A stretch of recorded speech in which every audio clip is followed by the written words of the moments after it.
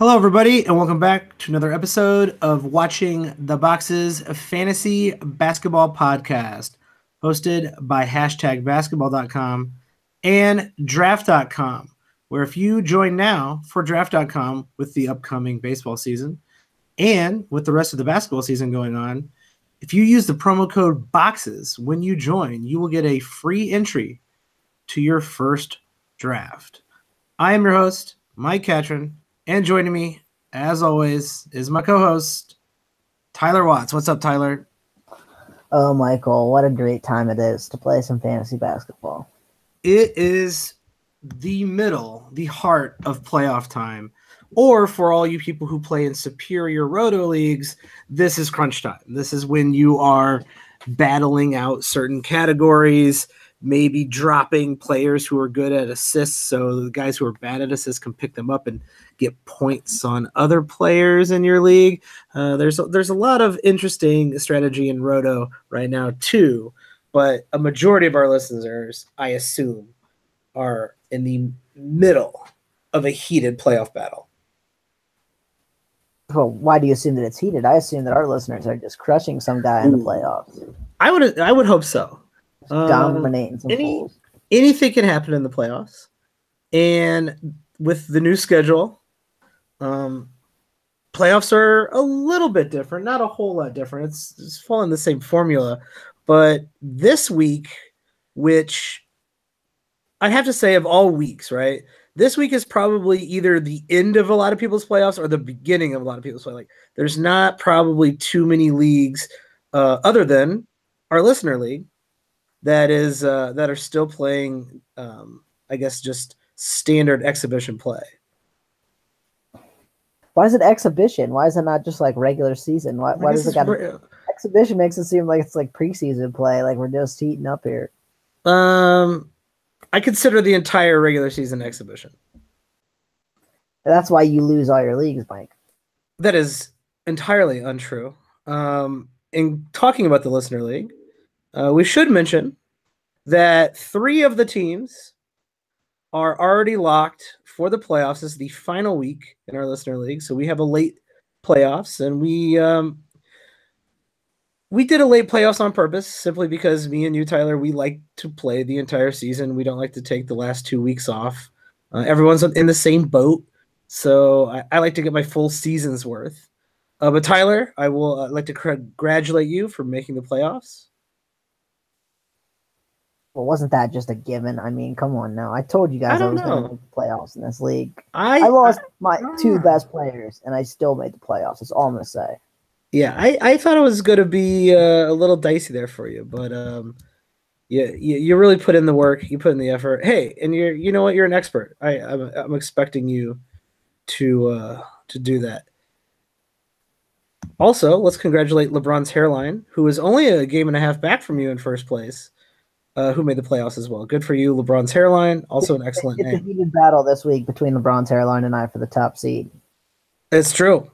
It could go either way. You got a 2-game or 1.5 game lead on him. So if he goes up a little bit, he could take that first spot away from you, and you will be facing a very dangerous, very exciting third place team. Myself. You tried to naysay me. You tried to will me out of the playoffs, and your predictions were wrong, Tyler. And you're a hater, and I'm coming for you. I feel like you stepped your game up late in the season, Mike, just to prove me wrong. I feel like my tactic worked, and I'm looking forward to dominating you in the playoffs. That's all I can say. There's no chance you win any of the playoffs. I would like to thank Anthony Davis for turning into some sort of god, while Jimmy Butler has been basically hurt for the entire final stretch of the season. So that does hurt a lot. And if I do lose in the playoffs, it will be Jimmy Butler's fault. I feel like some of these guys we might need to call out, though. I mean, old Baines here only winning 30% of his games. I feel like he needs to step his game up next season. I'd like to say though, for our listeners out there, so chances are you're listening. Considering you're in the listener league, I'm impressed.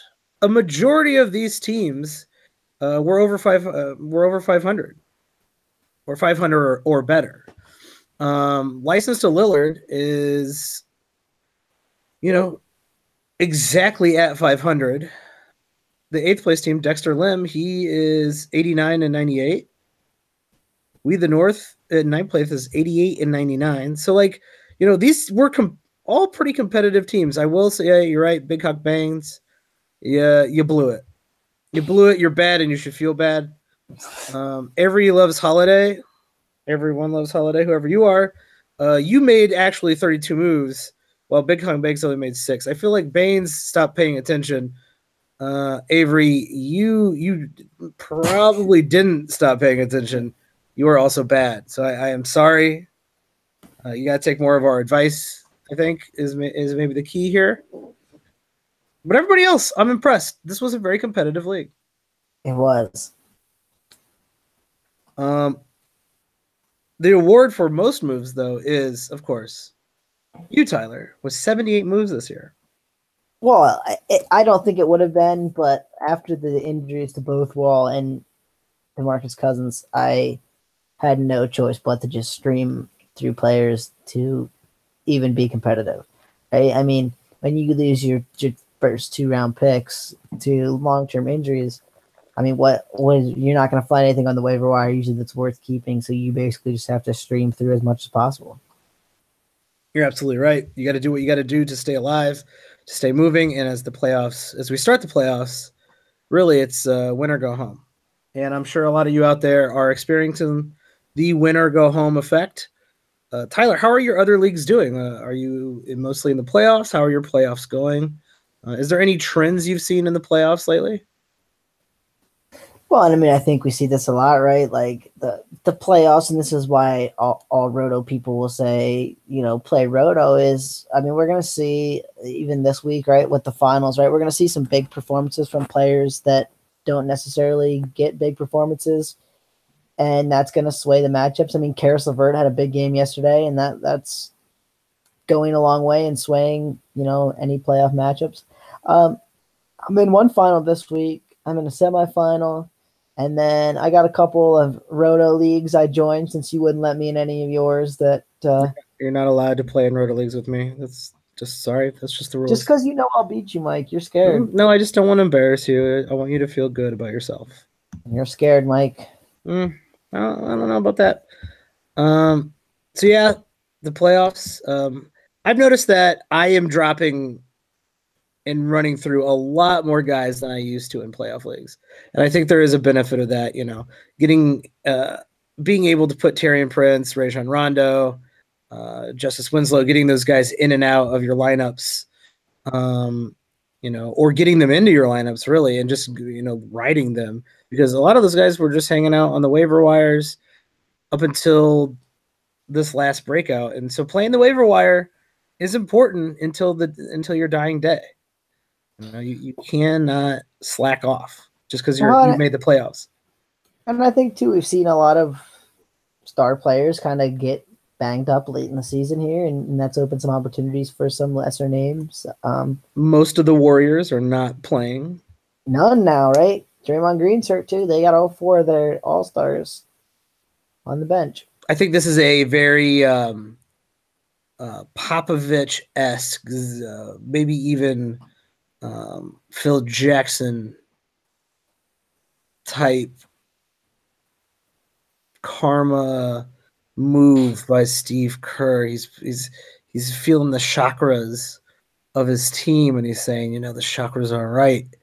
I'm going to rest all these dudes before the playoffs, and then once the playoffs come along, they're going to be nice, rested, ready to destroy people. So I actually think it's a Zen-like move by Steve Kerr.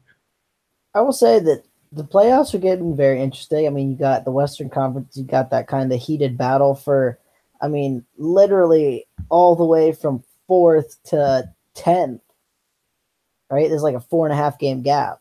So, I mean, anybody can take that there, and we're going to see some of those teams fade out of the playoffs.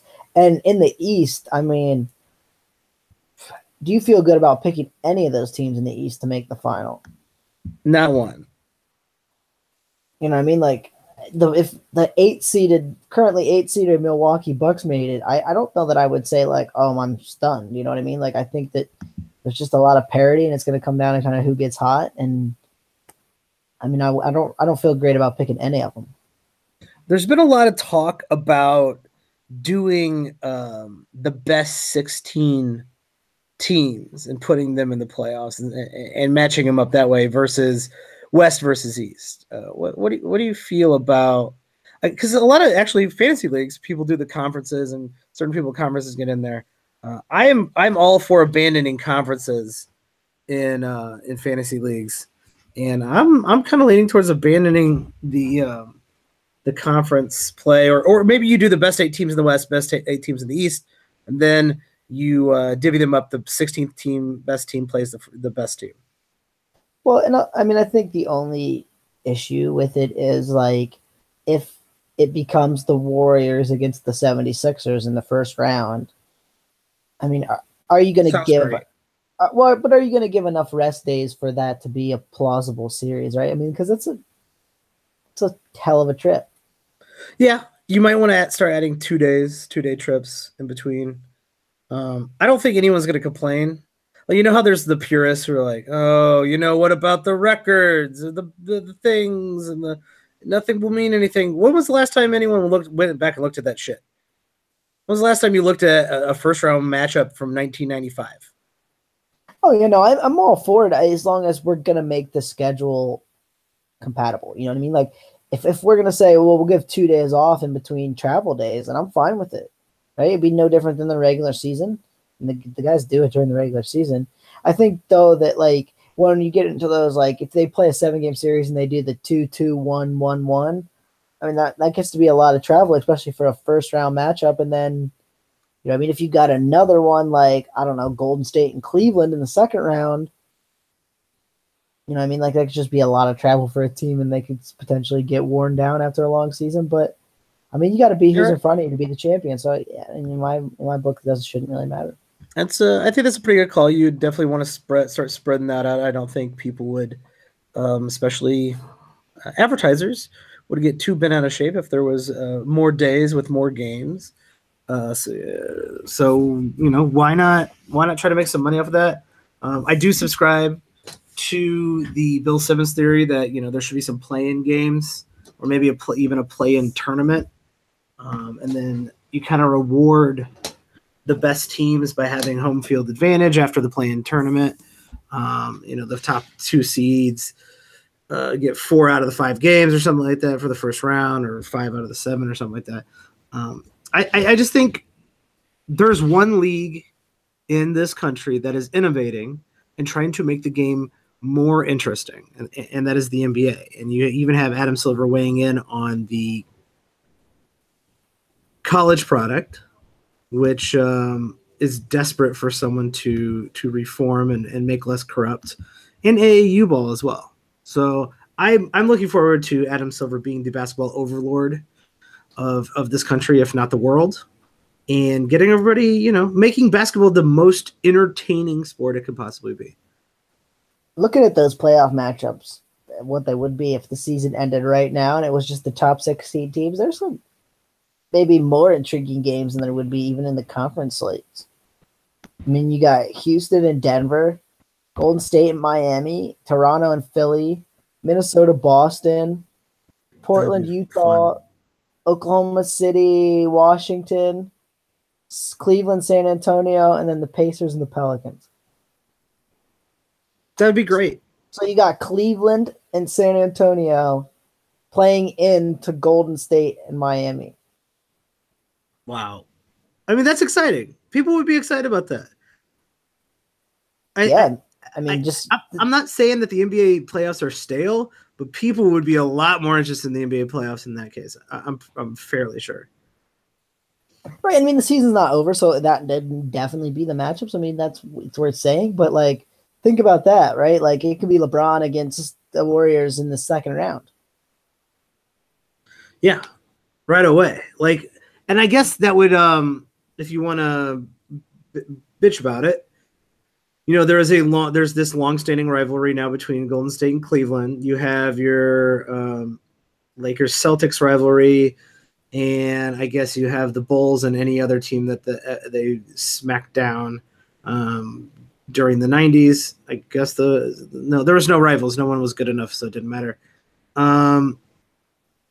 Yeah, I mean, like that would reduce the amount of East-West rivalry in the finals where you could see the same matchup over and over again. And honestly, like, isn't that what people were kind of bitching about? Was that, well, it's going to be Cleveland and Warriors again. Who gives a shit?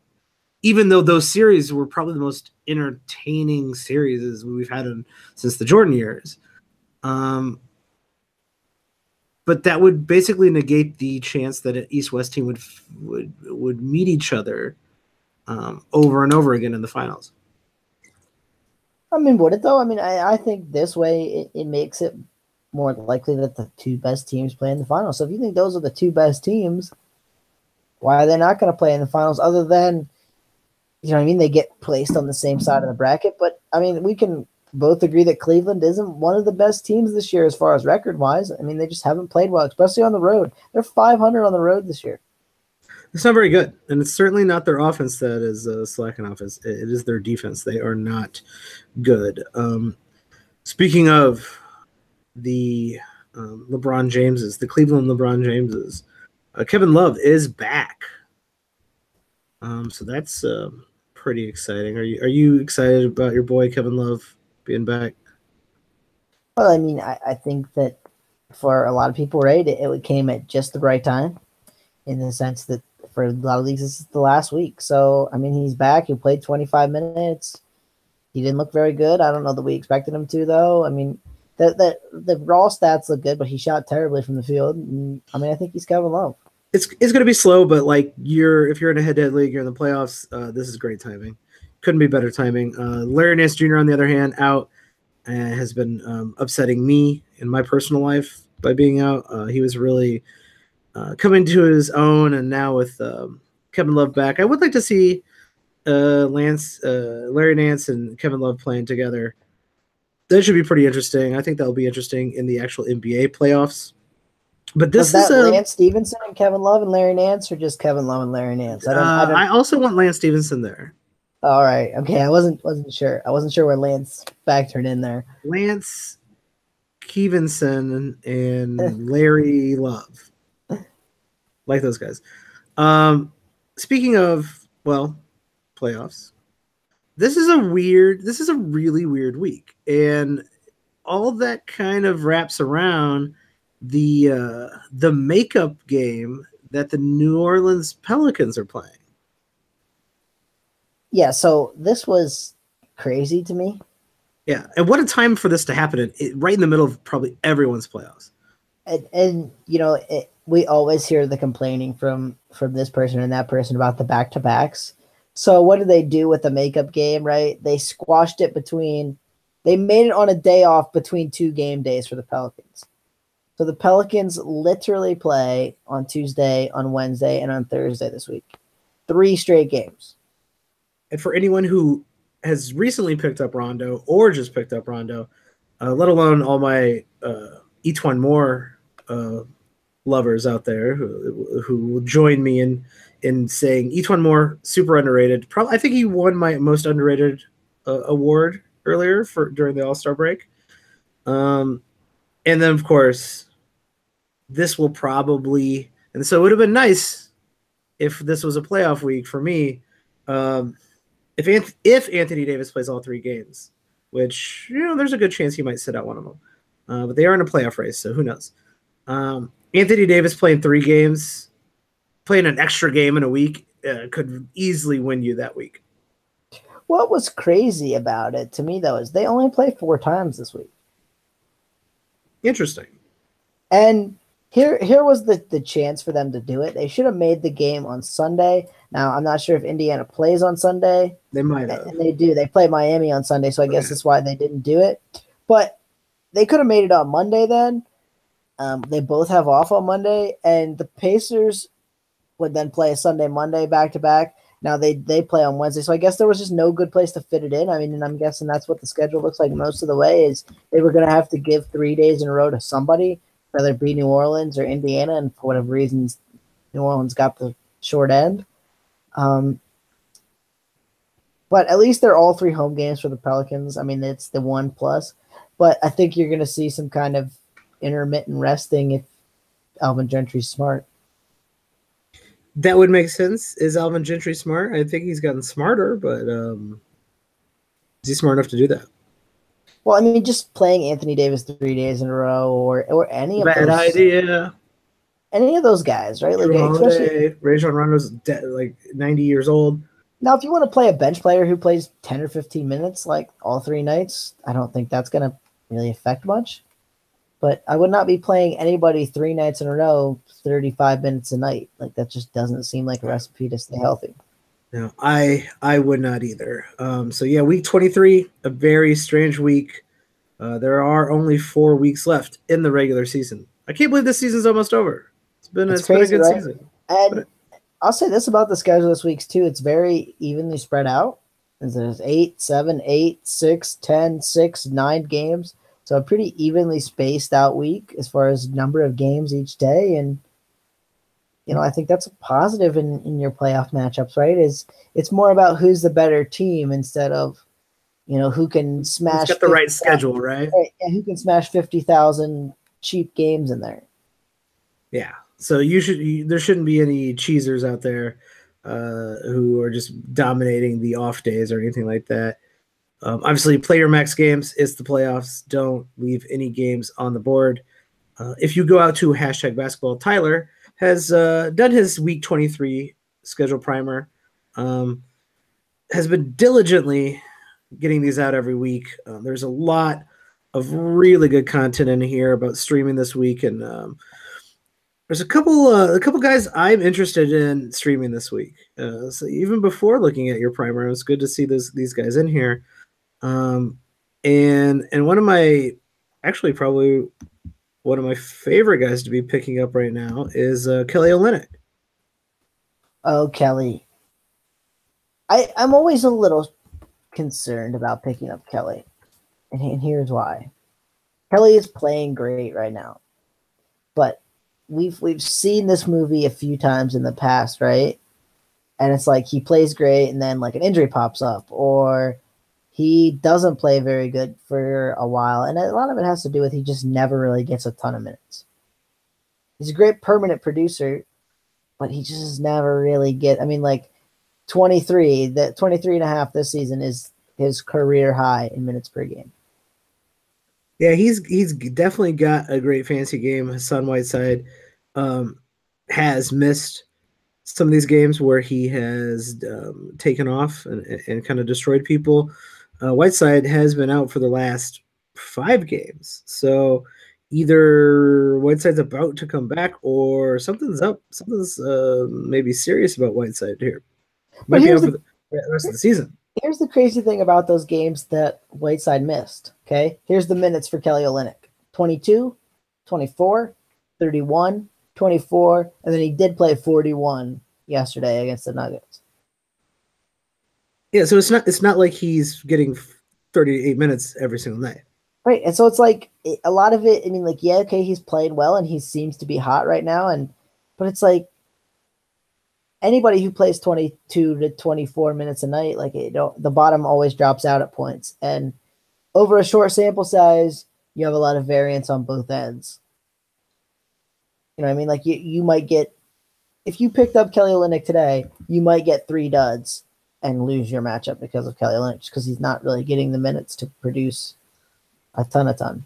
I think he is a little riskier. I'm picking him up though. I think, play a hot hand. Take what you can get.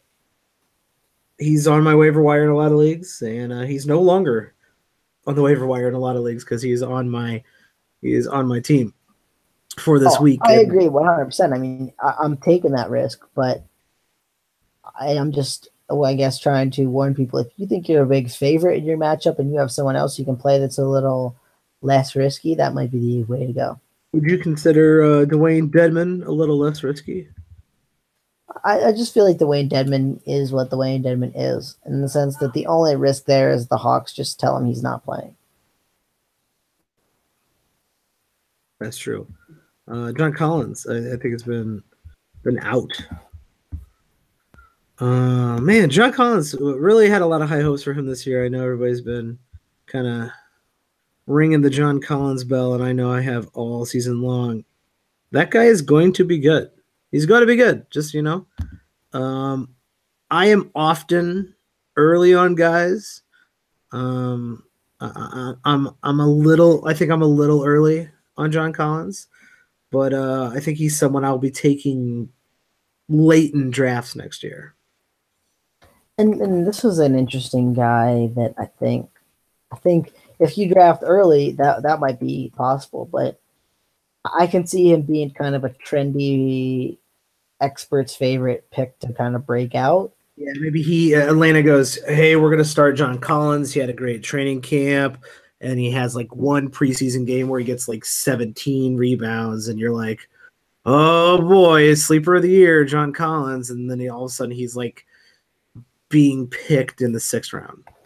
Yeah, and if that's the case, right, like I'm probably not going to own John Collins, just in the sense that I think we've seen this a lot with Budenholzer, is assuming Budenholzer is back, is he doesn't like to play anyone a ton of minutes. Ooh, if Budenholzer needs a new job, the Chicago Bulls should be looking for a new coach soon. So that would be great. No way, man. Fred's in it for the long haul, unfortunately, for your Bulls. That dude can't even tank right. We keep winning. We keep beating teams we need to lose to. We are going to pick 9th in an 8-player draft. Well, I'll say this: they got a pretty good player last time around. So it's a depressing world. The Bulls do draft well, and there's a chance a couple guys slip, or there's a chance that one of the bridges is available, and either one of those guys could be pretty good. So well, and now here's the thing: I think that we all get locked into when we're looking at these draft prospects is they're all somewhat, part of a system in college, and they maybe don't show all the skills that they have. And plus, there are a lot of them are 18-year-old kids. Like, yeah, I mean, there's a lot of development to be done for a lot of them. And so some guys look really good in college and then end up being not that good in the NBA, and vice versa. I think one of we might need to get some experts in here to talk about this, guys who run the numbers for a living. But rebounds often translate to the NBA pretty well, but assists, points, scoring sometimes does not. And it's, to me, when you look at it, there is a little bit of correlation, but watching March Madness, which has been an exciting, upset-filled, underdog March Madness, which is exactly what the people want, it has not been a good March Madness for NBA prospects. Dante Ayo, right? I mean, bounced real quick. Most of the top guys are not playing anymore. Now, you got Begley at Duke. Trae Young is out, and I think everybody's soured on Trae Young. I think that's like the best news for teams who are picking later in the draft. Everyone's souring on Trae Young because like Trae Young is the only like Division One, like upper echelon Division One player on that team, let alone NBA prospect. Like that team was miserable. There was no one else on that team. When he gets in the NBA and he's surrounded by guys who can actually play, and not just play, but set him up, you're looking at someone who could be a Donovan Mitchell type of player. Oh yeah, no doubt. He's got a special 3-point shot, I think, that's going to translate well to the new kind of school NBA. Another guy I think that's going to fall quite a bit that I think will probably end up being pretty good is Michael Porter Jr. from Missouri. Yes. Only played about 3 games this year. Was bad in most of them, right? But the last two were coming off an injury, and in the first one he got injured. So, I mean, I don't know that we could take too much from that. But I think he's kind of going to be a special wing type player, which, I mean, everyone's looking for. And I could see him falling like 8, 9, 10, maybe outside the top 10. You know what I mean? Fantastic. Like people just say, "Oh, he's hurt, he's injury prone," right? And here's another crazy thing about the draft is when you only see a lot of these guys for a year, right? Like the sample size is very You're small seeing for them at all their of them, like 18-year-old year, like right?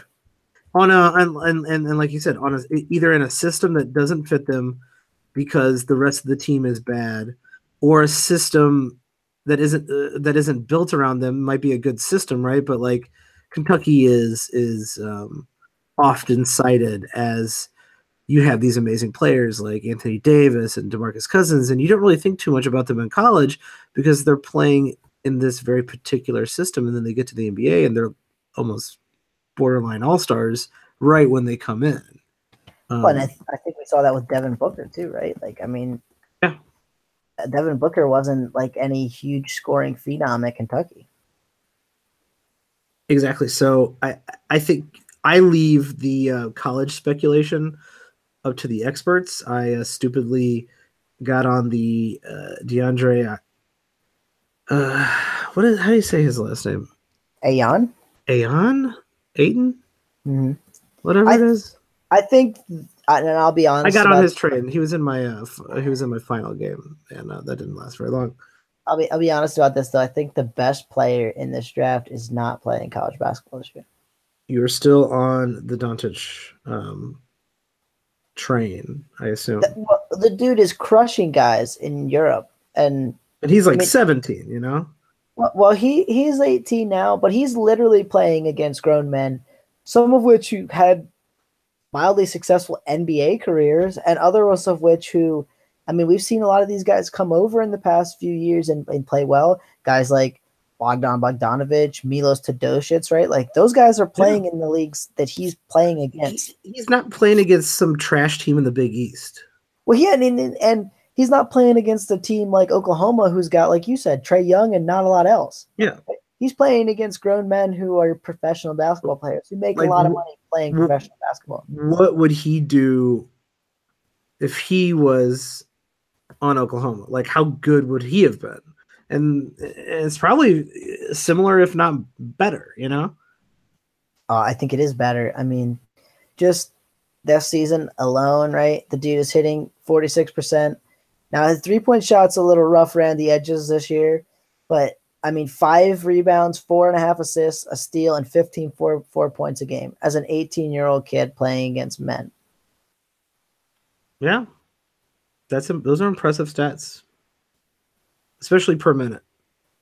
Yeah, and 24.6 minutes a game, which is crazy. It's crazy to think about that a kid can score 15 points a game In 24 minutes. Men in 24 minutes, right? We often don't. We often advise people to not draft rookies.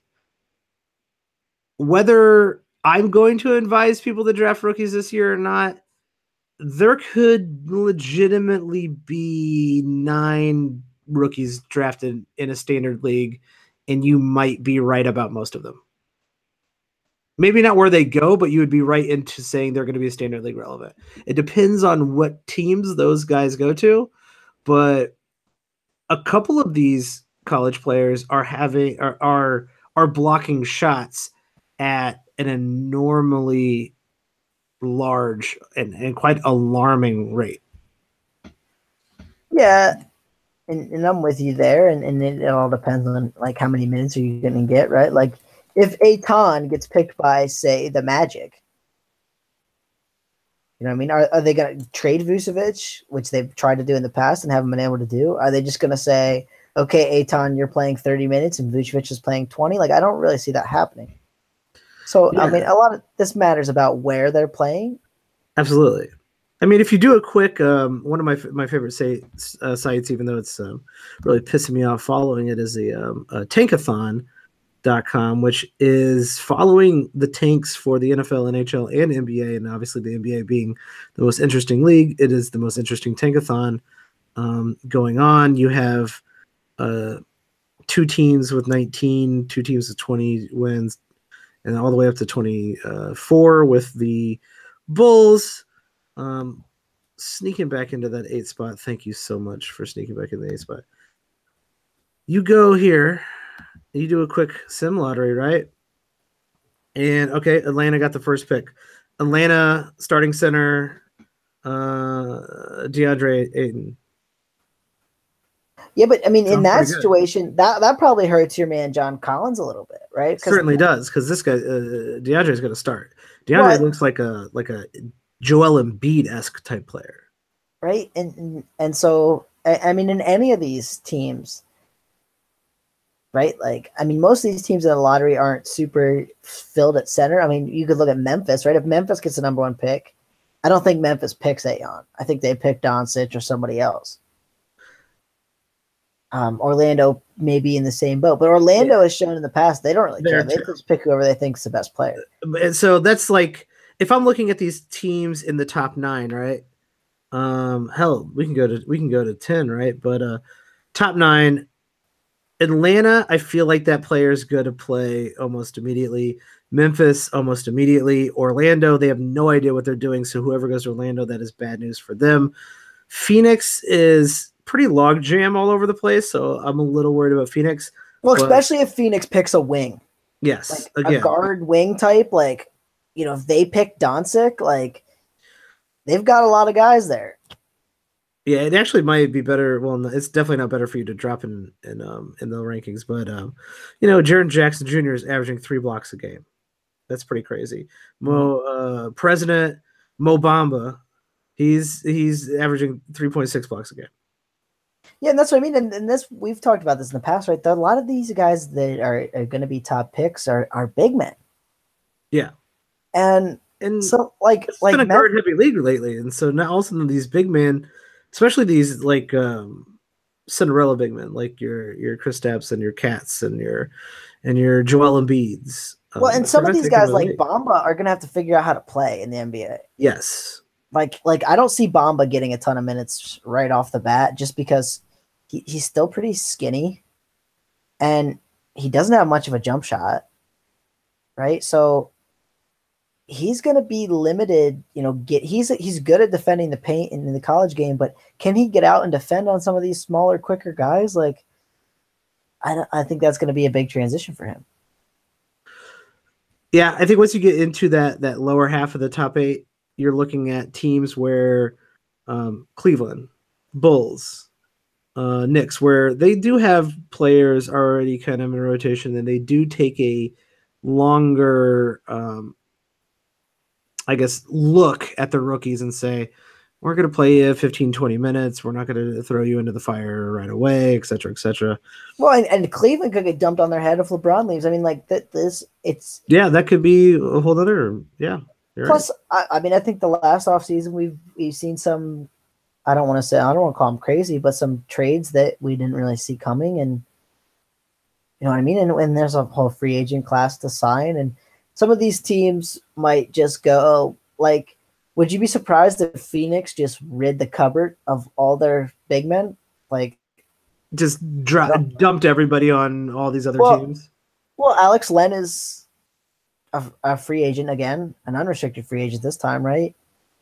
Tyson Chandler, like, would you be surprised if he was just like, I'm retiring, like I've had enough?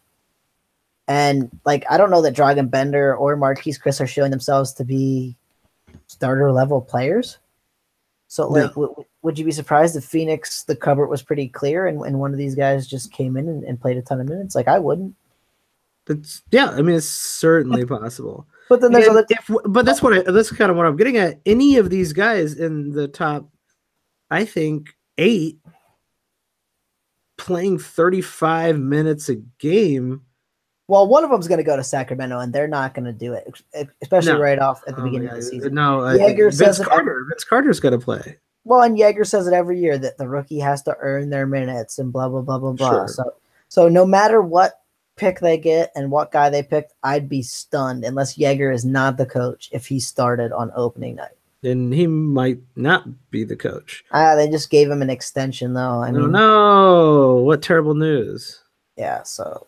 but like I think you're seeing it now, even in Phoenix. Josh Jackson, the 4th pick in the draft last year, a guy we said this guy. I mean, look at this draft class. Even though ended up being a pretty good draft class, even though it wasn't being touted as a pretty good draft class. This next draft class is being touted and might be an incredible draft class. But look at what Josh Jackson's been doing when he finally started playing starters minutes. He ended up being standard league relevant. Oh, and then now it's a small sample size for sure, but like the kid's got talent. He's got he can put stats up across the board.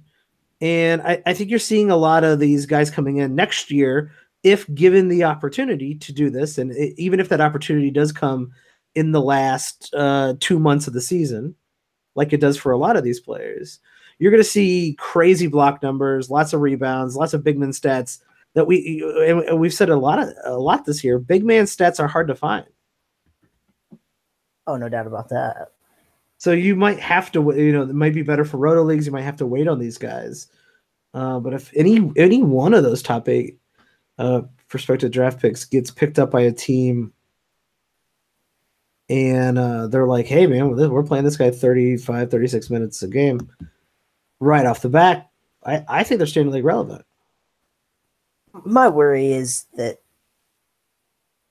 with the impatient fantasy owner, and I'm not speaking maybe about you and I, but there's going to be a struggle even playing 30 minutes a game. I mean, sure, the block numbers might be there, but sure, if your big man's shooting 40% from the field in the first month, how many owners in standard leagues are just going to go, forget you, man, I'm going to find somebody else. Especially if there's a handful of games of fouled out, 8 points, 4 rebounds, played 20 minutes instead of 34 minutes, like the growing pains of the rookie. Right, and I think we see this every year. You mentioned Josh Jackson, right? Like now is the time, starting when the calendar flips over, is the time you start seeing these play much better. Yeah, you start seeing them, and I think they get used to the speed. I think that actually that's like probably the hardest part. I have no concept if that's the hardest part, right? But everything I read, it's not like I've played at an NBA speed or done anything at NBA speed in my entire life. But if you read about what's the biggest difference between college and pro, and it's always the speed. The speed is incredible. It's a different game, and it takes 3 months to even get acclimated to that. I mean, it's less than the top 1% of college basketball players, right? Yeah. So I mean, think about that. Think about how crazy that is. Like, of course, it's all the best players. So it's a big adjustment. Yeah, and it gets grown men in their prime. And I think we'll see the same thing with any rookie, and that's why I don't recommend drafting them. Is there's always all this hype, right? And you'll see it, right? Whoever the number 1 pick is will go in like the 4th, 5th, 6th, 7th round. I think that's the problem, is that the price you'll pay for that. I actually think the first 2 to 3 picks should be drafted in a standard league draft, as I'm looking at them right now, depending on what teams they're going to. The problem is exactly what you're getting at. They're overpriced. Well, yeah, and that's it, right? And if you're a transcendent talent, you know what I mean? Like, maybe that's worth it. But when we start getting to like the 8th and 9th pick, and they're still being picked in the 7th, 8th, 9th, 10th round, like what are the chances that value actually gets returned? Like, you incur so many bad games at the beginning that when they start producing that value, right, they can never catch up. And so, I mean, sure, take a flyer on them, but wouldn't you rather just like wait for the person who took the flyer on them in the draft to drop them halfway through the season when they're doing terrible, and then pick them up and get all the good stats? Yeah. And honestly, who's going to give you a better return? Mo Bamba with the 80th pick, or Thaddeus Young with the 85th pick? Yeah, right. And that's what I mean. Thaddeus Young. There's always those guys. Everyone like, oh, Thaddeus Young, that guy's not good. Oh, yeah, no, he's like the 60th best player every single year. Right, and the steals are part of what drives that. And here's the thing about rookies, too, is there's a lot of uncertainty there in the sense that, okay, maybe you blocked 3 shots a game in college. Well, if your team now is asking you to not just stand under the rim and block shots, but to get out on the perimeter and guard somebody. Run out on 3-point shooters. Right, like you're not going to be blocking even 2 shots a game, right? You might block a shot a game. Well, blocking a shot a game is valuable, but not that valuable. This is why I actually prefer rookie drafts. So you have to be in the right league. You have to know it's usually in keeper leagues or dynasty leagues where they do a rookie draft. And that's usually amongst people if you're just kind of in random public leagues or random leagues with people who are part of some sort of group. It's hard to get people together to do rookie drafts, but in one of my leagues, we do a rookie auction draft where you don't have to bid on someone, but if you do, you have to bid on them. And so it's always interesting and always kind of a ploy to get money off the table. It's also like a little bit of a game of chicken. Like if I throw Trae Young out there for $1, is someone going to say $2? It becomes an interesting game, and it's also another fun way to add a little spice to your keeper league. Oh yeah, and I think the best part about those rookie drafts is we saw it this year with Donovan Mitchell, right? Like, sure, a lot of people had Donovan Mitchell in their rookie draft going like 6th, 7th, 8th, right? Not too many people had him as like the best rookie. Yeah, probably no one. And so, you can get kind of lucky, or you can actually have some skill and turn a big profit. Yeah, it's mostly luck, but you need a little luck, and that's why fantasy basketball is great. You need luck and skill. Football's all luck, baseball's all skill. Basketball's a little bit of both. But I don't have to tell you guys that. You're listening to a fantasy basketball podcast. We are going to be doing over the end of the season, so it's kind of wrapping up the season. Probably a look back on the season, some of the things we learned, some things that were surprising, maybe some awards, perhaps. Though we just did the All-Star Awards, so maybe some end of the year awards. But we're also, more importantly, going to be looking forward into next year. And so we will be kind of evaluating what we saw this year, making some predictions, some bold predictions, moving into the off season. And if you have any questions about what happened this year, things to look for next year, rankings, suggested draft picks, suggested keepers, I love answering keeper questions. It's like my favorite thing to do. It's everything else I don't care about. Keeper questions, though, I'm in. If you have any questions or any topics you would like to hear, tweet at us. We will cover them. We are very open to suggestions. It's like if you want to get any of those questions read on air or answered directly back to you, tweet at us. You can tweet at me at WatchTheBoxes. And Tyler, what is your Twitter handle? At Watsy4444. Beautiful.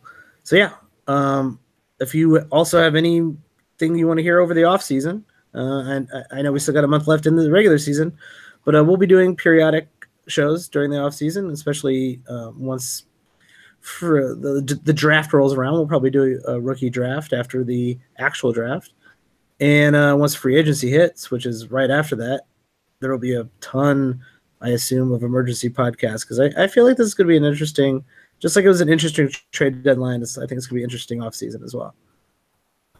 Yeah, I mean, we're getting some teams that are cap strapped after spending crazy money on players that they admittedly shouldn't have spent the money on. Yep. And so we're going to see lots of trades to kind of finagle the money part of it.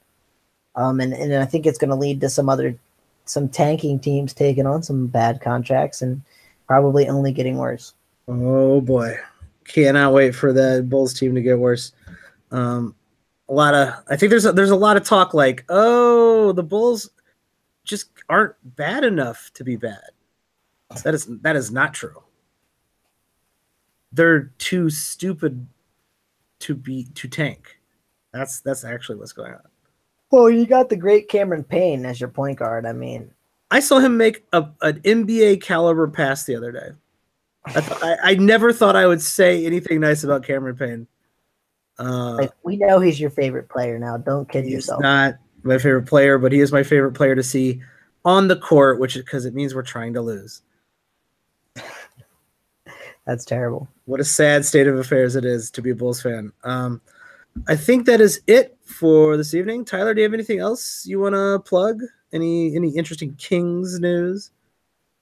No, man, that's it. If you're super into draft prospects, we will be shifting focus to writing a ton about the draft here in the near future. So if you want to know anything about any player in the draft, A Row of Pain is probably a pretty good place to go. Yes, Tyler does a very good draft preview. He did one last year, and I think he has one out there for this year. So go check that out. And I think that's it for tonight. Have a good one, everybody.